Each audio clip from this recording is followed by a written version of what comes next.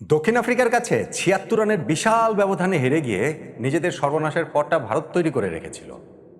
আর super এইটসের এই গ্রুপটাতেই যখন West Indies ১০৭ রানে হারিয়ে দিল জিম্বাবুয়েকে, তখন মনে হচ্ছে ভারতের সর্বনাশ না হয়েই যায়। বিশ্ব ক্রিকেটে ভারতের যেই অবস্থান, তাতে করে আইসিসি ইভেন্টের শিরোপা না জেতাটাই তাদের জন্য এখন সর্বনাশ হওয়ার কথা।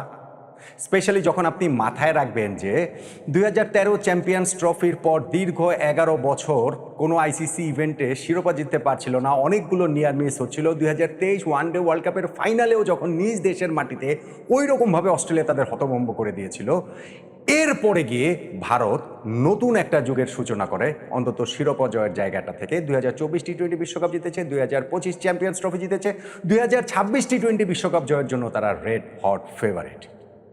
অথচ সেই ভারত শিরোপা জিতবে কি, সেই ভারত ফাইনালে হারবে কি, সেই ভারতের সেমিফাইনালে ওঠাটাই তো এখন একটা বিরাট প্রশ্নবোধক চিহ্নের সামনে দাঁড়িয়ে। সুপার এইটসে ভারতের গ্রুপে ম্যাচের এখন যে অবস্থা, দুটো খেলা হয়েছে, প্রত্যেকটা দল একটা করে ম্যাচ খেলেছে, তাতে করে এই গ্রুপ থেকে ভারতের সেমিফাইনালে ওঠার পরটা কি অনেক কঠিন না? কঠিন, কতটা কঠিন? কোন সমীকরণ ভারতের সামনে এই মুহূর্তে দাঁড়িয়ে আছে? তারা একটা, তাদের হিউজ অ্যাডভান্টেজ রয়েছে ভারতের, এটা বলতেই হবে। নেট রান রেটের দিক থেকে যেমন তারা একটা হিউজ ডিসঅ্যাডভান্টেজে রয়েছে, ঠিক তেমনিভাবে একটা হিউজ অ্যাডভান্টেজ আছে যেইটা শেষ পর্যন্ত গিয়ে গুরুত্বপূর্ণ রোল প্লে করতে পারে ভারতের সেমিফাইনালে ওঠার ক্ষেত্রে। সেটা কি? ভারতের সেমিফাইনালে ওঠার ইকুয়েশনটা আসলে কি, তা নিয়ে এই আলোচনাটা করছে। ভারত নিজেদের প্রথম ম্যাচে সুপার এইটসে সাউথ আফ্রিকার কাছে হেরে গেছে ৭৬ রানে। শুধু হারায়নি, নেট রান রেটটা তারা -3.800-তে নিয়ে গেছে। সাউথ আফ্রিকার নেট রান রেট অবভিয়াসলি +3.800। আবার ওয়েস্ট ইন্ডিজ যখন জিতলো, তখন ওয়েস্ট ইন্ডিজের নেট রান রেট অত বড় ব্যবধানে যাওয়ার কারণে +5.350। জিম্বাবুয়েটা -5.350। এখন এই 4টা দলের মধ্যে 2টা দল সেমিফাইনালে খেলবে, প্রত্যেকের সঙ্গে একটা করে ম্যাচ খেলবে। 4 দলের খেলা মানে হচ্ছে গিয়ে এখানে টোটাল 6টা ম্যাচ হবে এই গ্রুপে। 6 ম্যাচ মানে হচ্ছে গিয়ে 12 পয়েন্টের খেলা, এবং এই 12 পয়েন্টের মধ্যে 3 ধরনের ইকুয়েশন রয়েছে আপনি যদি বলেন যে সেমিফাইনালে ওঠার ক্ষেত্রে। সেটা কীরকম? ধর, নাম্বার 1, কোনো একটা দল 6 পয়েন্ট পেল, বাকি 3টা দল 2 পয়েন্ট 2 পয়েন্ট 2 পয়েন্ট করে পেল। ফলে যেই দলটা 6 পয়েন্ট পাবে তারা সেমিফাইনালে উঠে যাবে, এবং 2 পয়েন্ট করে যে 3টা দল পেয়েছে তাদের মধ্যে নেট রান রেটে যারা এগিয়ে থাকবে তারা সেমিফাইনালে খেলবে। ভারত এই দিক থেকে কীভাবে যেতে পারে? 6 পয়েন্ট পাওয়ার সুযোগ তো আর ভারতের নেই, সেই সুযোগটা এই মুহূর্তে রয়েছে সাউথ আফ্রিকা ওয়েস্ট ইন্ডিজের। সাউথ আফ্রিকা যদি তাদের হাতে থাকা বাকি 2টা ম্যাচও জিতে তাদের 6 পয়েন্ট হবে। সেই ক্ষেত্রে ওয়েস্ট ইন্ডিজকে তাদের হাতে থাকা 2টা ম্যাচই হারতে হবে, তার মানে তাদের 2 পয়েন্ট আছে, তারা 2 পয়েন্টেই থাকবে। তারা ওই হাতে থাকা 2টা ম্যাচ হারা মানে ভারতের কাছেও হারবে, ভারতের 2 পয়েন্ট হলো। আবার ভারত সেই ক্ষেত্রে আবার জিম্বাবুয়ের কাছে হারতে হবে, তখন জিম্বাবুয়েরও 2 পয়েন্ট হবে। ঠিক তেমনিভাবে ওয়েস্ট ইন্ডিজও যদি তাদের হাতে থাকা 3টা ম্যাচ জিতে তাদের 6 পয়েন্ট হবে, বাকি 3টা দলের 2 পয়েন্ট করে হতে পারে। এই যে একই রকম ইকুয়েশন, সেটা আমি আর রিপিট না করলাম।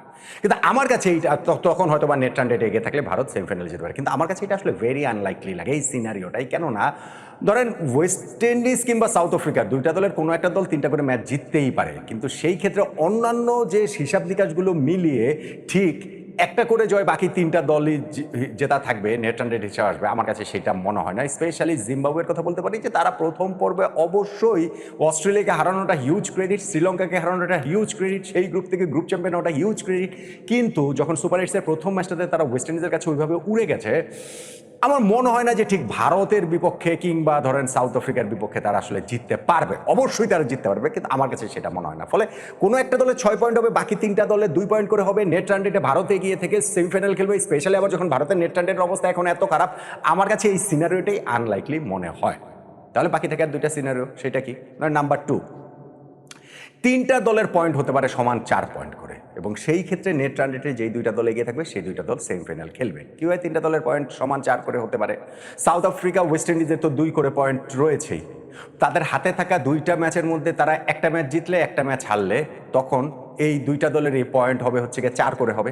আর ভারত তাদের হাতে থাকা 2টা ম্যাচই, একটা ম্যাচ রয়েছে তাদের জিম্বাবুয়ের সঙ্গে, একটা রয়েছে ওয়েস্ট ইন্ডিজের সঙ্গে, সেই 2টা ম্যাচই যদি তারা জেতে সেই ক্ষেত্রে তাদেরও 4 পয়েন্ট হবে। সেই ক্ষেত্রে south Africa West Indies Bharat 3টা দলের পয়েন্ট সমান 4 হলে নেট রান রেটে যেই দল 2টা এগিয়ে থাকবে তারা সেমিফাইনাল খেলবে। অন্তত পক্ষে নিজেদের প্রথম ম্যাচটা হওয়ার পর এই জায়গাটাতে ভারত কিন্তু অনেকখানি পিছিয়েই রয়েছে, এবং ভারতের বাকি 2টা ম্যাচ জয়ের কোনো বিকল্প নেই আমার কাছে এটা মনে হয়। যেইভাবে যেমন প্রথম ইকুয়েশনটা যেভাবে আমি রুল আউট করে দিলাম যে ভারত যদি বাকি দুইটা ম্যাচের মধ্যে একটা ম্যাচ জিতে তারা 2 পয়েন্ট পায় এবং সেই 2 পয়েন্ট নিয়ে তারা নেট রান রেটে এগিয়ে থেকে সেমিফাইনাল করবে, এটা আসলে হবে না।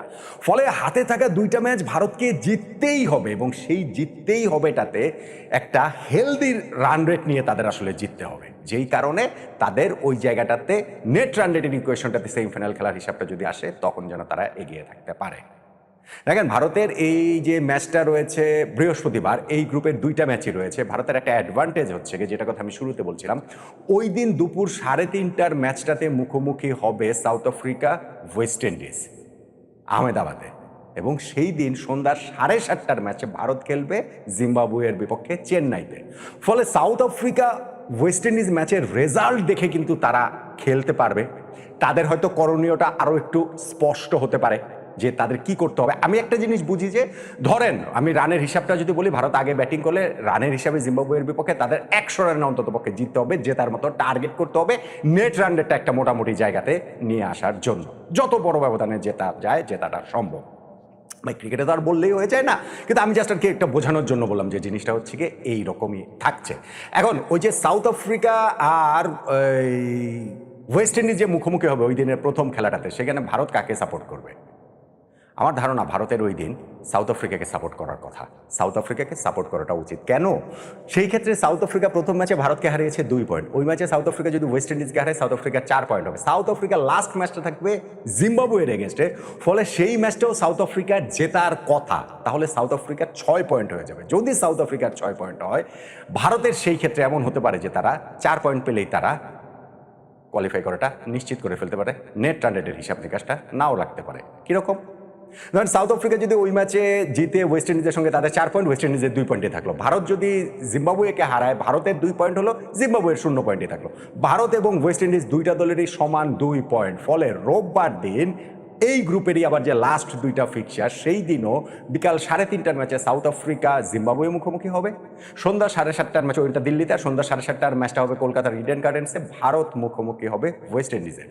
সো ভারত যদি ওই ম্যাচে ওয়েস্ট ইন্ডিজকে হারায় তাহলে তো ভারতের 4 পয়েন্ট হয়ে যাবে, ওয়েস্ট ইন্ডিজ 2 পয়েন্টেই থেকে যাবে। আর আরেকটা ম্যাচটাতে যদি সেই ক্ষেত্রে জিম্বাবুয়ে যদি সাউথ আফ্রিকাকে হারিয়েও দেয়, জিম্বাবুয়ের 2 পয়েন্ট হবে, সাউথ আফ্রিকার 4 পয়েন্ট থাকবে, ভারত তো সেই ক্ষেত্রে হচ্ছে কোয়ালিফাই করে ফেলবে। কোয়ালিফাই করাটা সম্ভব না। সো এইটাই হচ্ছে ওই যে থার্ড ইকুয়েশনটাতে আমার কাছে মনে হয় যে 4 পয়েন্ট নিয়েও নেট রান রেটের হিসাবের বাইরেও ভারতকে কোয়ালিফাই করাটা সম্ভব। সেই জন্য ভারতের সামনে হিসাবটা হচ্ছে গিয়ে দুইটাই। একটা হিসাব খুব সিম্পল, সেটা হচ্ছে গিয়ে ভারতের হাতে থাকা দুইটা ম্যাচ, যেই ম্যাচটা হচ্ছে গিয়ে একটা বৃহস্পতিবার সন্ধ্যা 7:30টায় বাংলাদেশ টাইমে হবে চেন্নাইতে ওয়েস্ট ইন্ডিজের বিপক্ষে, সেই ম্যাচে ভারতকে জিততে হবে। এবং রোববার দিন সেই সন্ধ্যা 7:30 কলকাতার ইডেন গার্ডেন্সে যেই ম্যাচটা শুরু হবে ওয়েস্ট ইন্ডিজের বিপক্ষে, সেই ম্যাচটাও ভারতকে জিততে হবে। 2 ম্যাচ ভারত জিতলে তাদের 4 পয়েন্ট হবে এবং এই 4 পয়েন্ট নিয়ে তারা নেট রান রেটের হিসাবের মধ্যে অন্তত পক্ষে চলে আসবে। মানে 4 পয়েন্ট নিয়ে তারা নেট রান রেটের হিসাবের বাইরে চলে যাবে না কোনোভাবেই, কিন্তু সেই নেট রান রেটের হিসাবেও হতে পারে 3টা দলের পয়েন্ট সমান 4 হতে পারে, সেই ক্ষেত্রে নেট রান রেটে এগিয়ে থাকা পিছিয়ে থাকা। সেই জন্য অন্তত পক্ষে জিম্বাবুয়ের বিপক্ষে ম্যাচটাতে তাদের প্রথম যে ম্যাচটা সেটাতে বড় ব্যবধানে জিততে হবে, নাম্বার 1। আর নাম্বার 2, সাউথ আফ্রিকাকে ভারত সাপোর্ট করবে, চাইবে যেন সাউথ আফ্রিকা ওয়েস্ট ইন্ডিজের বিপক্ষে জিতে ওই দিনের প্রথম ম্যাচটাতে। সেই ক্ষেত্রে ভারতের শুধুমাত্র শেষ ম্যাচে ওয়েস্ট ইন্ডিজকে হারালেই চলবে, মানে গিভেন যে তারা জিম্বাবুয়ের বিপক্ষে ম্যাচটা জিতছে সেইটা ধরে নিয়ে। সো এই জায়গাটাতে অ্যাডভান্টেজের জায়গাটা কোথায় দেখেন, আমি যেটা বলছিলাম হিউজ অ্যাডভান্টেজ। নেট রান রেটের দিক থেকে ভারত একটা হিউজ ডিসঅ্যাডভান্টেজ রয়েছে, কিন্তু অ্যাডভান্টেজটা কি জানেন? ফিক্সচার। এই যে ফিক্সচারটা করেছে সেই ফিক্সচারের অ্যাডভান্টেজটা ভারত পাচ্ছে। এই যে বৃহস্পতিবার দিন খেলা, সেইখানেও তারা জিম্বাবুয়ের বিপক্ষে যখন খেলতে নামবে তখন এটা তারা জেনে নামবে যে সাউথ আফ্রিকার 4 পয়েন্ট হলো না ওয়েস্ট ইন্ডিজের 4 পয়েন্ট হলো। তারা জেনে নামবে যে ওই দুইটা দলে 2 খেলার শেষে নেট রান রেটের কী অবস্থা। তারা তখন এটা জেনে নামবে যে জিম্বাবুয়ের বিপক্ষে কত বড় ব্যবধানে জিতলে তারা নেট রান রেটে এই দুইটা দলের কাছাকাছি যেতে পারে বা তারা আসলে এগিয়ে যেতে পারে, নাম্বার 1। এবং নাম্বার 2 হচ্ছে গিয়ে লাস্ট ফিক্সচারটাও তাদের, শেষ ম্যাচটাও তাদের। সাউথ আফ্রিকার ওই যে রোববার দিন সাউথ আফ্রিকা জিম্বাবুয়ে ম্যাচের পর গ্রুপের শেষ খেলা ভারত ভার্সেস ওয়েস্ট ইন্ডিজ। ফলে ভারত সার্টেনলি জেনে নামবে যে সেই ম্যাচটাতে তাদের এক্স্যাক্টলি কি করতে হবে, কত রানের ব্যবধানে জিততে হবে অথবা কত উইকেটের ব্যবধানে জিততে হবে। মানে আমি ধরছি যে তাদের 4 পয়েন্ট লাগবেই, আমি সেই হিসাব করে বলছি। সো ওই অ্যাডভান্টেজটা তারা পাবে এবং সেই অ্যাডভান্টেজের জায়গাটাতে ওই যে বলা হয় না যে আইসিসি ভারতকে একটা সুবিধা দেয় সবসময়, এই ফিক্সারের সুবিধা দিয়েছে এবং এরকম ফিক্সারের সুবিধা ভারতের থাকে, সবসময়ই থাকে।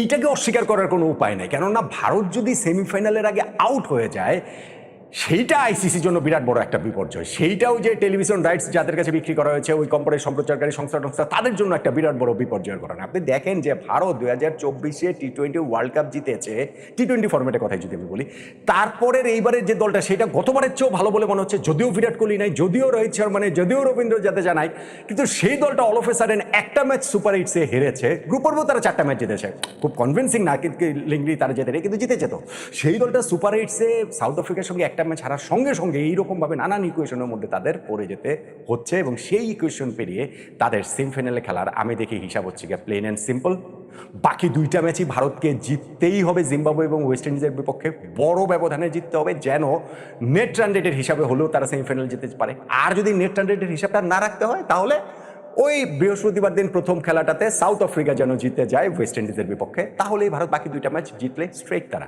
সেমিফাইনালে চলে যাবে বলেই আমার সমীকরণটা বলছে। এইগুলো পেরিয়ে জিততে হবে ভারতকে, তো জিততে তো হবে বটেই। এই এত সব সমীকরণ পেরিয়ে ভারত সেমিফাইনালে যেতে পারবে বলে আপনার কি মনে হয়?